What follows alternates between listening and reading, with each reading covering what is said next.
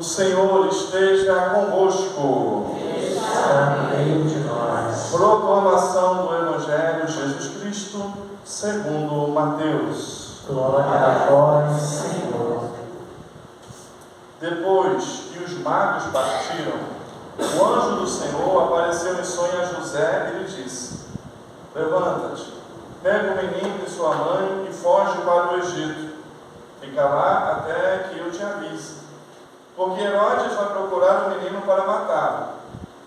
José levantou-se de noite, pegou o menino e sua mãe e partiu para o Egito. Ali ficou até a morte de Herodes, para se cumprir o que o Senhor havia dito pelo profeta: do Egito chamei o meu filho.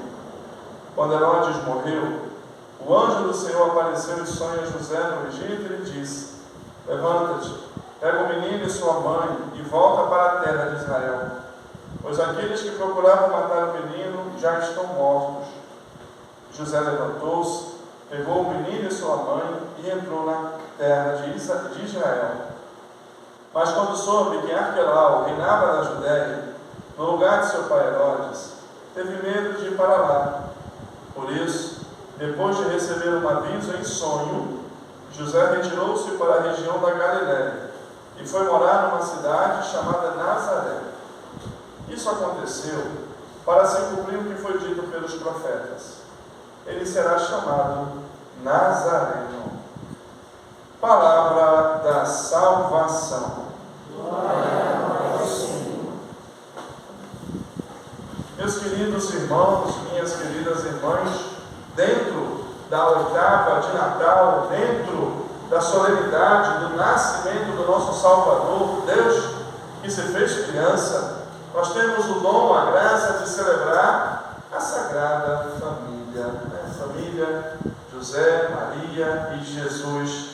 José e Maria, de modo especial, que foram os seus pais, que tiveram a grande graça, a grande honra de criar, cuidar, velar, zelar pelo Filho de Deus, que precisou exclusivamente deles, de modo muito especial, nesse tempo em que foi criança. E celebrar a família de Nazaré, celebrar Maria, José, celebrar a realidade de Deus para cada um de nós, para as nossas famílias. Porque a família de Nazaré, ela é um modelo para toda a família, para toda a nossa família. E precisamos olhar para ela, para que nós possamos buscar viver como família. Família é o projeto de Deus na criação. Deus criou o homem e mulher, Deus constituiu a família. É o sonho de Deus para o ser humano, é que ele viva em família. E todos nós temos família, e todos nós vivemos em família, participamos de uma família. E José e Maria, a família de Nazaré, ela é o modelo, e ela nos ensina como viver os projetos de Deus para a nossa vida familiar. A gente prestar atenção no Evangelho de hoje, nós vamos ver que o anjo do Senhor fala com José pelo menos umas 3 vezes, né? Vai mostrando o caminho, vai indicando a direção. Nós vamos ver que o anjo do Senhor fala muito com a Virgem Maria, que Deus fala muito com a Virgem Maria, Deus fala muito com essa família. E podemos não perguntar: por que será que Deus fala tanto com José? Deus fala tanto? Isso aqui é só um versículo do Evangelho. Imagina durante a vida como que Deus falou com eles, como que Deus mostrou o caminho, como que Deus indicou a direção, como que Deus deu força para que eles pudessem viver e exercer a missão tão sublime que receberam na sua vida. Por que será? Deus falava com eles, meus queridos. Deus falava com José, porque José era um homem de oração, porque Maria era uma mulher de oração, porque aquela família era uma família que rezava sozinhos, rezavam juntos. Diante dos desafios da vida deles, diante daqueles que eles tinham que passar, eles iam dobrar o joelho no chão. Eles iam pedir a Deus: me mostra o caminho, Senhor. Me indica a direção. O que o Senhor quer da gente aqui? O que o Senhor deseja de nós aqui? O que o Senhor quer da nossa família? Meus irmãos e minhas irmãs, essa é a história da nossa família. Deus fala para a nossa família, Deus fala para a nossa vida, mas Ele fala quando nós nos colocamos em oração. E um dos grandes problemas das nossas famílias já não te digo só das famílias católicas, é que as famílias não rezam. Infelizmente, se perdeu e vai se perdendo com o longo do tempo esse dom dos casais rezarem juntos, dobrarem os joelhos juntos, um rezar pelo outro, impor a mão, pedir o Espírito Santo de Deus para aquele momento, para aquela situação, pedir o discernimento, ler a palavra de Deus juntos. Infelizmente, as famílias não ensinam mais as crianças a rezarem, a falar com Deus, não reza junto, pedem juntos, rezam juntos, estão juntos em oração. Gente, Deus falava com José e com Maria porque eles rezavam. Eles botavam o menino Jesus no meio e vamos lá. É assim que Deus fala com a gente, é assim que Deus fala com a nossa família. E as famílias dão errado muitas vezes não por causa disso. Porque pede conselho a todo mundo.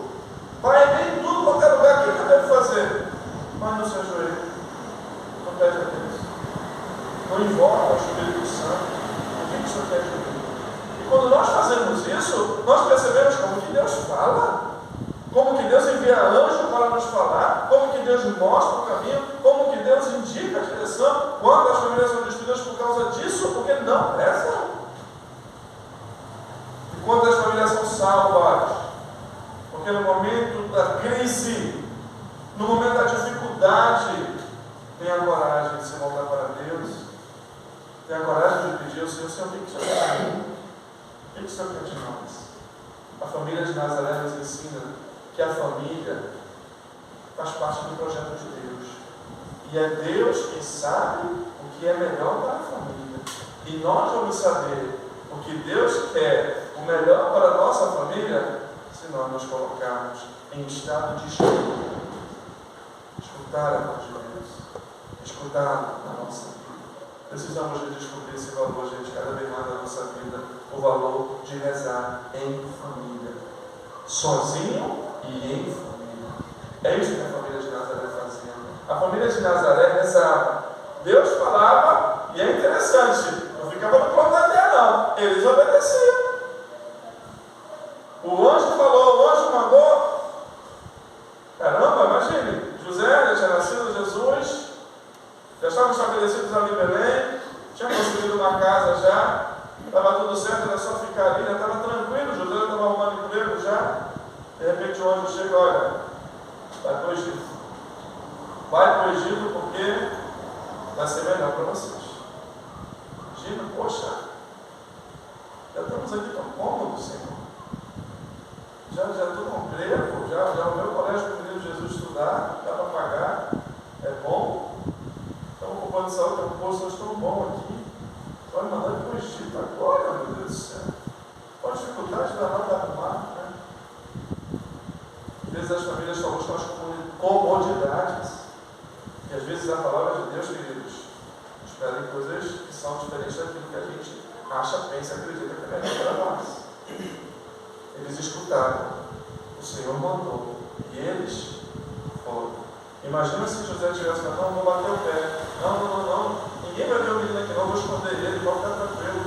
Já estamos tão bem aqui, já estamos tão estabilizados aqui, é melhor a gente ficar.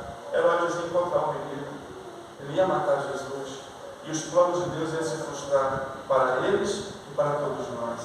Mas eles obedeceram e foram. E depois que já estavam no Egito, já com tudo estabilizado, tudo bem, tudo certo, volta para Israel de novo. Herodes já morreu. Mais uma vez, meu Deus. Não, eles foram. E quando estava chegando, vai lá para Belém, não, vai para Nazaré. Gente, é isso. Escutar a voz do Senhor e obedecer e buscar fazer aquilo que o Senhor deseja de cada um de nós. Isso é viver o projeto de Deus. Isso é viver família. Como Deus quis e sonhou para cada um de nós. Mas eu acho isso, eu penso aquilo, eu acredito aquilo outro, eu sei que é melhor para mim, mas o que Deus pensa?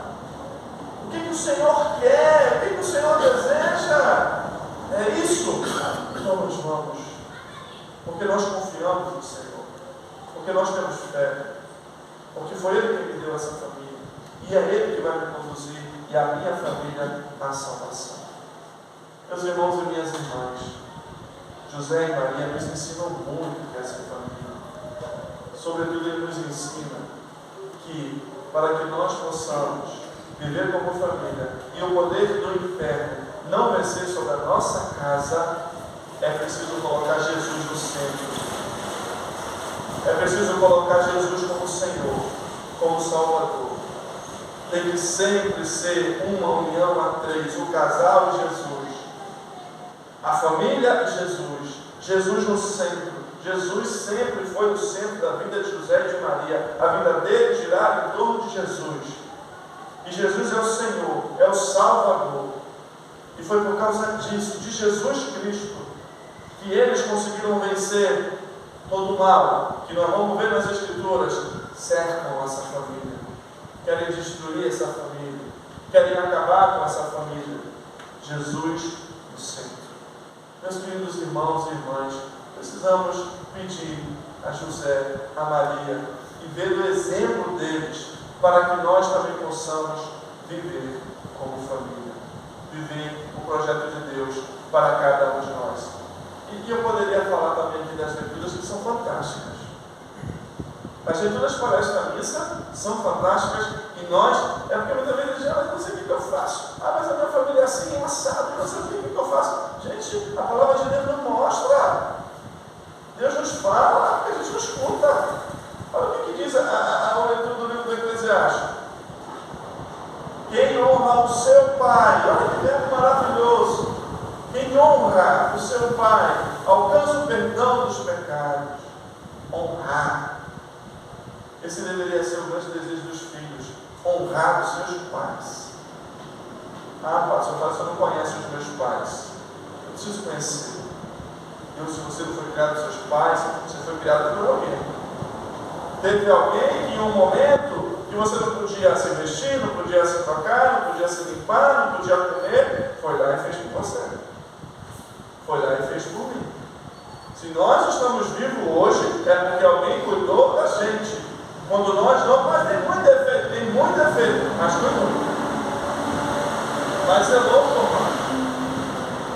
Então isso deveria ser o grande desejo de nós, filhos, honrar os nossos pais. Às vezes nós vemos os jovens que querem ter sua profissão, querem ganhar seu dinheiro, querem ter sua dependência, mas se passa a livrar dos pais. Para morar sozinhos, para fazer o que quiser. Que horror, meu Deus do céu. Nós temos que buscar ser melhores sim que os nossos pais, sem dúvida nenhuma. Ter nossa profissão, ter nossa independente, mas não para fugir deles. Mas não para mostrar para eles que conseguimos, mas para honrá-lo. Para honrá-lo. Para mostrar para eles que valeu a pena o filho que eles criaram, muitas vezes com tanto carinho, com tanta dificuldade, com tanto suor, com tanto trabalho, com tanta luta. Honrar. E para honrar os nossos pais, queridos, não precisa ninguém ficar rico, não. É caráter. Ser pessoas do bem. Eu lembro que uma vez o meu pai, na casa são todos pobres, cada ninguém é perfeito, sem dúvida, teve milhões de defeitos. Mas o meu pai, ele uma vez chorando, falou que nós quatro somos quatro, né? E ele disse que as melhores coisas da vida que acontecem na vida dele, que enche ele de orgulho, é quando, por exemplo, ele está conversando com alguém, com algum amigo, que conhece ele e conhece a gente também, nós qualquer um dos quatro, né? Graças a Deus. E quando por um acaso a pessoa não sabia que a gente era filho dele, e quando ele fala isso, né? Ah, eu sou pai de Manuel, ou de Michele, ou de Jó, que é meu outro irmão, ou de Carlinhos. Ele fala, meu filho, meus filhos, é a maior alegria que eu tenho. Porque nunca na minha vida que aconteceu isso. Ninguém jamais falou mal de vocês. Todos. Que bom, Paraíba. Que legal, tu é pai de fulano, tu é pai de ciclano. Que pessoa maravilhosa. Mas também teu filho é uma bênção. Mas tua filha é uma graça de Deus. Sempre. Ele diz isso, mas chorando. Essa é a maior alegria do Senhor. Os seres humanos vão se transformar. Honrar, Pai, honrar a nossa mãe, meus queridos, que merece. Olha o outro verbo que diz aqui: quem respeita a sua mãe é como alguém que junta tesouros. O respeito. Respeitar. É muito triste a gente ver, às vezes, como falta respeito nas famílias, como que as pessoas se tratam. É muito triste a gente ver como, às vezes, as crianças tratam seus pais, a forma que fala, a forma que se dirige. Como? Isso não é culpa das crianças, não, isso é culpa do pai. Eu tenho 40 anos e a gente está no século XXI, mas não entra na minha cabeça. Pais que educam os filhos a chamar de tu, de você, pelo nome. Me desculpa. Ah, mas eu não sou velho. Não é questão de velhice. Ah, meu Deus.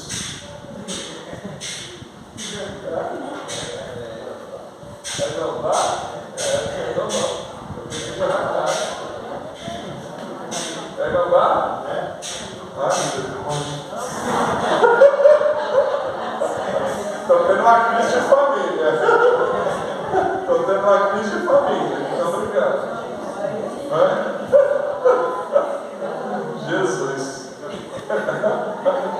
Vai pagar, gambá. Não entra na minha cabeça, tá certo?